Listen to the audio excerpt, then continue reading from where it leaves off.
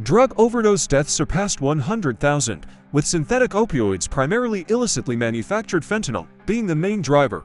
Since 2021, synthetic opioids have claimed nearly 325,000 American lives. Recent data suggests the rate of synthetic opioid overdose deaths has seen a slight decline, and laboratory testing by the DEA indicates a drop in the percentage of fentanyl pills containing a potentially lethal dose, from 76% in FY 2023 to 29% in FY 2025, and a decrease in fentanyl powder purity. This suggests enforcement efforts are impacting the illicit supply chain. Targeting supply chains. Agencies like Homeland Security Investigations, HSI, and the Bureau of International Narcotics and Law Enforcement Affairs, INL, focus on disrupting the international supply chain. This includes targeting the importation of precursor chemicals, often from China, used by Mexican cartels to manufacture fentanyl, leveraging customs authorities, and strengthening international partnerships. Strengthening public health data. Improving collection and reporting on overdoses. Advancing pain management. Promoting safer opioid prescribing practices. Improving access to addiction treatment. Expanding access to evidence-based care, including medication-assisted treatment, MAT, and ensuring it is available without delay or stigma. Increasing naloxone availability. Expanding the availability of the overdose-reversing drug, naloxone. Reducing stigma and harm. Campaigns and policies are focused on reducing the stigma surrounding addiction, promoting the view of addiction as a chronic disease, and implementing harm reduction strategies. Addressing treatment gaps. Federal programs are aimed at expanding treatment, as nearly 1/3 of U.S. counties previously lacked facilities offering any substance use disorder treatment.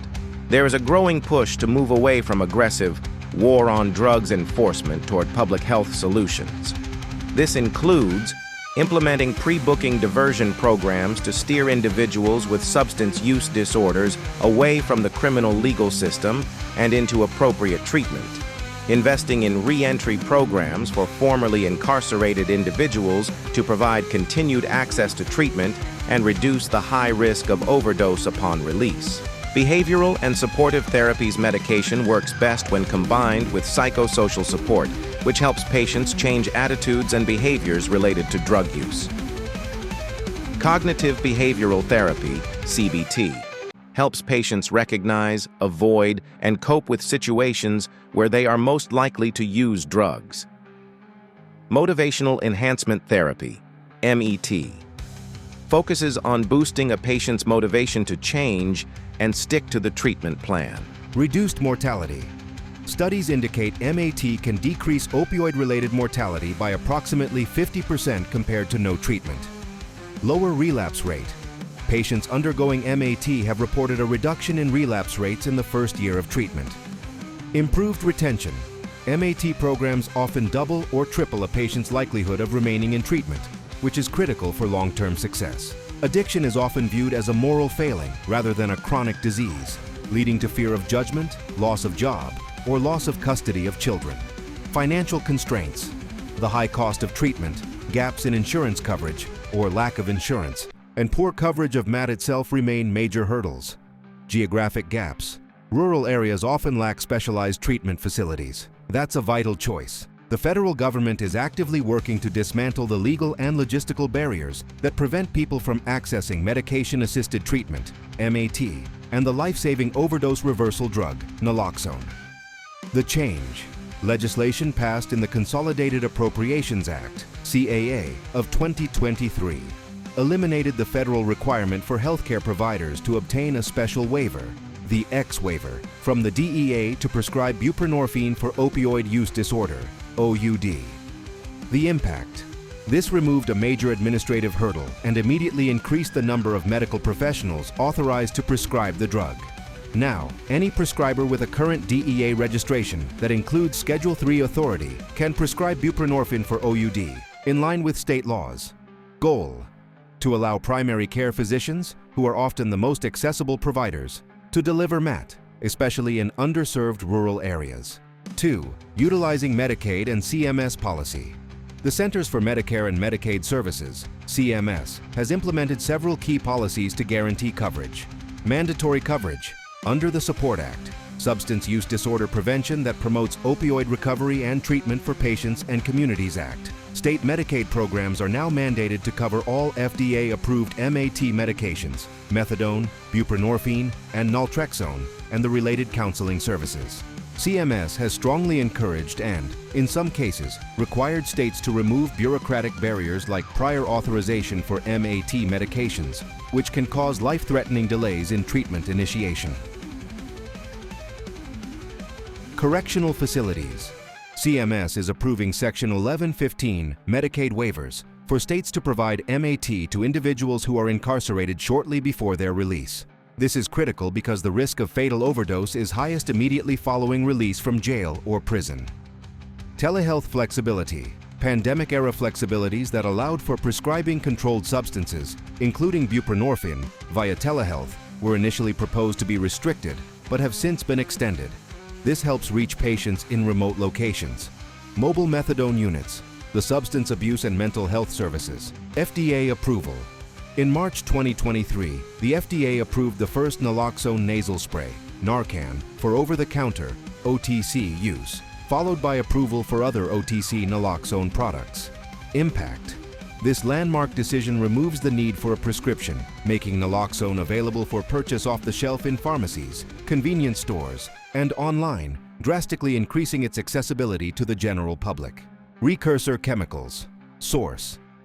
The majority of the precursor chemicals needed to synthesize fentanyl are sourced from companies, often located in the People's Republic of China, PRC. Manufacturing. Production hub. These chemicals are shipped to Mexico, where they are acquired by powerful transnational criminal organizations, TCOs, or cartels. The cartels then synthesize the fentanyl in clandestine laboratories. The U.S. government employs an aggressive, multi-agency, whole-of-government approach against cartels, particularly the Sinaloa Cartel and the Jalisco New Generation Cartel, CJNG, which are the main producers and traffickers of illicit fentanyl. The core strategy focuses on three pillars: disruption of the supply chain, financial warfare, and traditional law enforcement interdiction. The U.S. government employs an aggressive, multi-agency, whole-of-government approach against cartels, particularly the Sinaloa Cartel and the Jalisco New Generation Cartel, CJNG, which are the main producers and traffickers of illicit fentanyl. The core strategy focuses on three pillars: disruption of the supply chain, financial warfare, and traditional law enforcement interdiction. Fentanyl is a synthetic opioid approximately 50 times more potent than heroin and 100 times more potent than morphine. Its lethality stems from its high lipophilicity, fat solubility, allowing it to cross the blood-brain barrier almost instantly, and its high affinity for the tau-mu opioid receptors in the brainstem. Unlike traditional opioids, fentanyl can cause death within minutes through a combination of respiratory failure and muscle paralysis. Targeting the brainstem. Fentanyl binds to tau-mu opioid receptors located in the pre-Butzinger complex of the medulla, the brain's primary rhythm generator for breathing. Neural inhibition. Once bound, fentanyl inhibits the neurons that signal the body to inhale. This decreases the body's sensitivity to carbon dioxide. Check text co-2 buildup. The forget to breathe effect. As the respiratory drive weakens, breathing becomes shallow and infrequent. The wooden chest syndrome. Unique to high doses of potent synthetic opioids like fentanyl is opioid-induced muscle rigidity, often called wooden chest syndrome. Muscle paralysis. Fentanyl can trigger a sudden, massive release of neurotransmitters that cause the vocal cords to close and the chest-abdominal muscles to become rigid and locked. Mechanical failure. The chest wall becomes so stiff that the victim cannot physically expand their lungs to take a breath, even if the brain is still trying to signal it. This makes traditional CPR or rescue breathing extremely difficult without medical intervention. Cardiovascular collapse. While respiratory failure is the primary trigger, fentanyl also impacts the heart. Bradycardia. It increases vagal nerve tone, which significantly slows the heart rate. Hypoxic cardiac arrest. Because the lungs have stopped providing oxygen, the heart muscle begins to die. The combination of a slowed heart and zero oxygen leads to a terminal cardiac arrest. 5. Lethality and dosage. The margin of error for fentanyl is extremely narrow. Lethal dose. For an average adult, a dose of 2 milligrams, roughly the size of 5-7 grains of salt, is considered potentially fatal. Rapidity of onset. Because fentanyl is so fast-acting, peak respiratory depression can occur in under 5 minutes when injected or snorted, leaving a very small window for life-saving intervention. Identification of overdose. An overdose can be identified by the opioid overdose triad: pinpoint pupils, extremely small constricted pupils, unconsciousness, inability to wake up or respond to pain, like a sternum rub, respiratory distress, slow, shallow, or stopped breathing, often accompanied by gurgling or snoring sounds. Cyanosis, blue or purple tinting of the lips and fingernails due to lack of oxygen. Emergency response naloxone, Narcan. This is a competitive antagonist that knocks fentanyl off the brain's receptors. Because fentanyl is so potent, multiple doses of naloxone are often required to reverse a single overdose.